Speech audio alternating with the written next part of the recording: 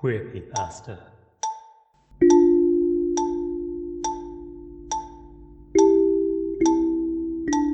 Spooks from the LGBT community.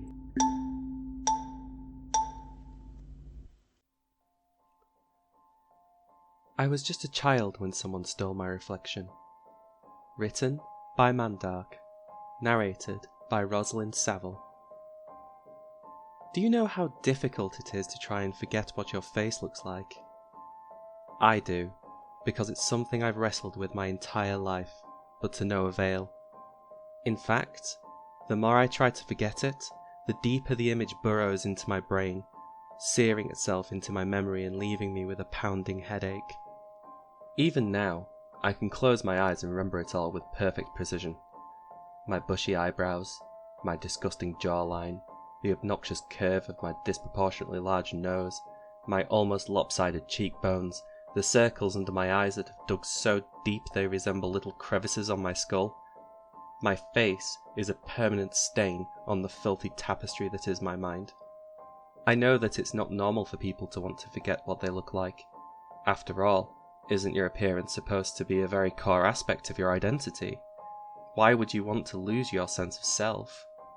Well, what if I told you that it was the only way for you to hold on to your sanity, to stop it from being violently ripped from your grasp, leaving you a confused and blubbering mess like a child lost in the dark? I noticed that things were terribly wrong with me fairly early. It was a typical Sunday afternoon in the month of May. The sun burned so hot in the sky, its heat singed your skin at the bare minimum of contact.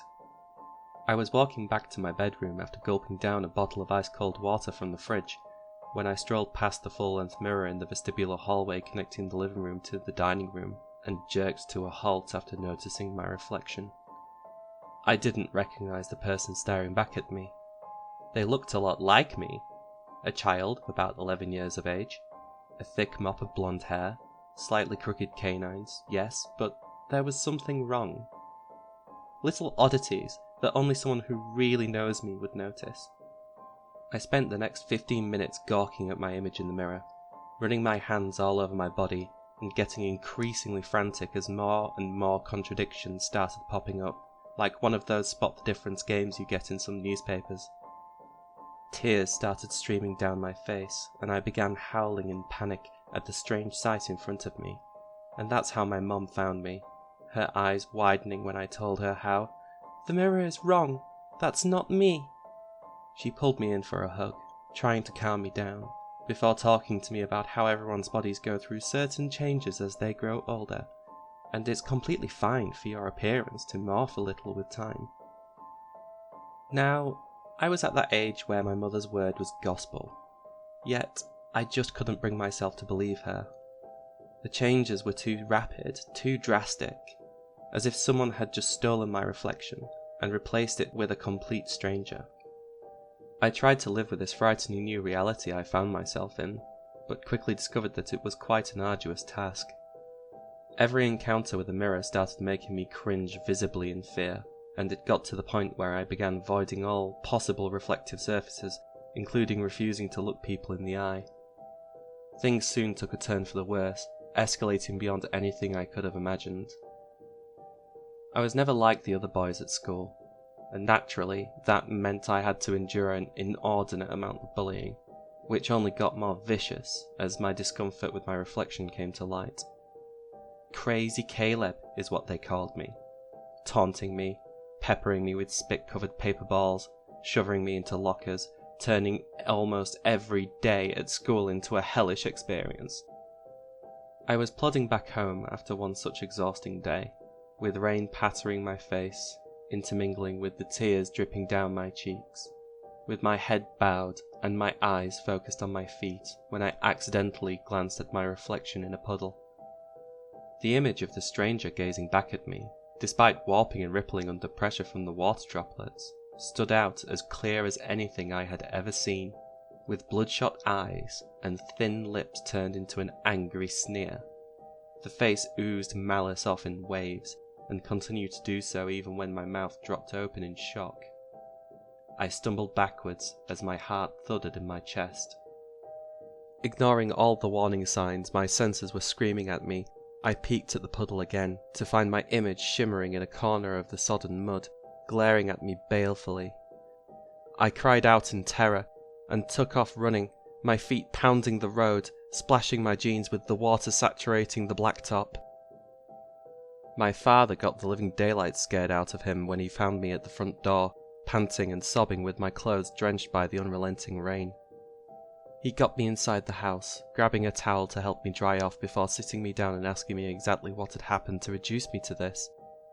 He nodded patiently as he listened to me stammering and blubbering, but soon his eyes hardened and narrowed into thin little slits.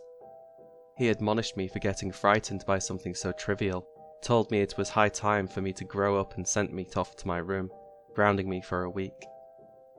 Mum was a bit more gentle than him, and even agreed to stand in front of the mirror with me once again when I worked up the courage to show her what I had talked about. My reflection was no longer sneering at me, but I could still easily tell what was wrong. I whined and begged and pleaded for her to understand that this person staring back at me from the mirror was not me, but Mum just couldn't see it. This was my very own cross to bear. This is when I began turning inwards, becoming even more introverted than what I had been. If my parents thought I was imagining it all, then I couldn't trust them with the truth of the horrors I was going through. I decided that the only way I could end this is by completely forgetting what my face looked like, and also what I believed it should look like. I chose to sacrifice that aspect of my identity for the sake of my sanity. Naturally, I became zealous in my avoidance of mirrors and other reflective surfaces, going so far as to insisting on only eating using opaque plastic cutlery. I hung a bedsheet over the mirror in the bathroom, and took extra care to not peek at the vague reflections that would sometimes form on the screen of my phone or laptop. It led to frequent fights and punishments, but I refused to budge, slowly learning to be more sneaky with my religious hatred of mirrors. My reflection justified my behaviour with its reaction. Even as I tried to avoid it, it seeked me out, almost as if it had a will of its own. Catching a simple glimpse was enough to haunt my nightmares for weeks. Sometimes I would catch it smirking at me. Sometimes it would begin to warp, violently so. Broken teeth that hung loosely from the gums. A caved-in skull with bruises covering the whole visage. Empty eye sockets with gooey white fluid running down the cheeks, and other things too horrible to recount. The horror was taking its toll on me, and I was losing who I was.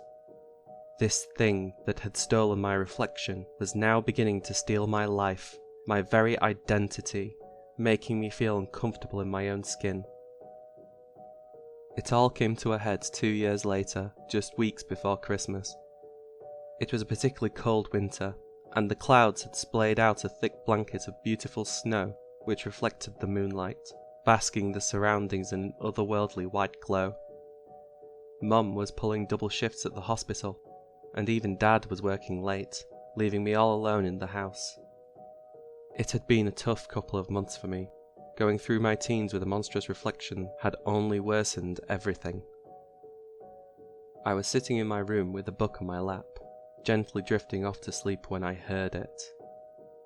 Something creaked, like old and thick tree branches swaying in the wind. I would have dismissed this sound if it hadn't been for the fact that it was coming from the bathroom. Knowing that the mirror hung in there, I chose to avoid investigating the strange sound, but when it persisted, I decided to get up and have a look. I put on my slippers and walked into the bathroom, flipping the light switch on, blasting the room in a pale white hue, and jumped back when my eyes were inadvertently and inevitably drawn to the mirror. The cloth covering it had been pulled to the side at a bottom corner, and a gnarled, wrinkled hand that resembled the roots of some ancient tree was reaching out, desperately groping around for someone to help pull it out of whatever hell it had been condemned to. Then, a face emerged. Mine, but not mine, with dissimilarities that were now excruciatingly familiar. The thing looked at me and grinned. "Finally," it whispered. I bolted out of the bathroom and slammed the door shut behind me, my heart pounding in my chest and goosebumps springing up on my arms. I heard its squishy footsteps on the wet bathroom floor, getting closer and closer until they were right on the other side of the door, which then angrily rattled on its hinges as the thing slammed into it. "Why did you lock the door, Caleb?" The booming voice shook me to my core. It was mine, only more hoarse and much deeper than my own. "Why won't you look at me? Why do you avoid me so?" The voice creeped into my ears, like some pervert whispering nasty things to a child. I pushed against the door, as if my strength would be enough to keep this thing away from me. "Open the door! Look at me! Look at me!" I ran out the door, trying to make my way outside, when I saw him again, this time his body halfway out of the mirror in the hallway where I'd first seen him. He grinned when he saw me. "Where do you think you're going? You can't run away from me!" I sprinted back to my bedroom, only to find the bathroom door flung open with him sitting on my bed, legs crossed over one another. That damned smirk again. "I know why you're so afraid, Caleb. You can't stand to look at how ugly you are." Tears blurring my eyes, I dashed to the guest bedroom, and he was there too, his head popping out of the mirror on the tall cupboard. "Ugly, ugly, ugly," he sang. "That's who you are. That's who you've always been. That's why no one fucking loves you." No! No! I picked up a paperweight off the desk in the room and hurled it at the mirror, which shattered into 1,000 little pieces, cluttering the floor and blindingly reflecting light off the ceiling. Then he spoke again, but now there were thousands of them, malicious screams that emerged out of the innumerable shards on the floor, all building up to an ear-shattering crescendo. "You think this will stop me? It won't. You'll never get rid of me. Never. This is who you are. Look at me." And I did. And I saw. All of it. All of the little inconsistencies that I had fought so hard to forget. The shape of my jaw, the curve of my nose, the dip of my eyebrows, all of it reflected in the glass littering the ground. And it broke me. Wheezing and sobbing, I stumbled out of the room, only to have the world explode around me. Everything made of glass in the house, the windows, the coffee table, the picture frames, the mirrors that were still covered, they all shattered with unimaginable fury, and I collapsed onto my knees, vomiting on the floor. That's how my father found me, surrounded by shattered glass, blood dripping down my hands where I had clutched the glass too tightly, sitting in a pool of my own waste, with a far-off look in my eyes. By the time I returned home, spring had firmly announced its presence. Daffodils bloomed in the garden, bumblebees buzzed around them, and birds sang an ode to the beautiful weather. My parents were waiting for me in the living room. Dad was nervously twiddling his thumbs and sneaking glances at me while Mum was silently telling him to be a little patient. They had been through every step of this hellish journey with me, showering me with love and support even as they went on their own journey, learning and dealing with their guilt. I took a deep breath as I stood in front of the mirror, staring at my image that smiled back at me with love and acceptance. I had done it. After a long couple of months, I had finally got my reflection. I had finally found myself. My real self. The one that had gone missing years ago. The one hidden somewhere deep inside me, that had seemingly been stolen by that thing in the mirror, that had now vanished without a trace. Taking a deep breath, I went over to my parents. "Mum? Dad?" I whispered. Mum got up and pulled me in for a hug while Dad stood up, gazing at me with unconditional love as he waited for his turn. "Hey, Cynthia," he croaked, his eyes glistening with tears. "It's so good to have you back home." I burst into tears, smudging mascara all over my face.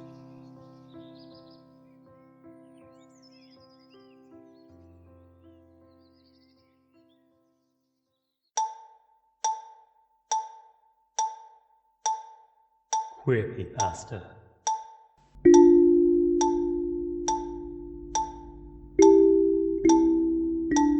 Spooks from the LGBT community.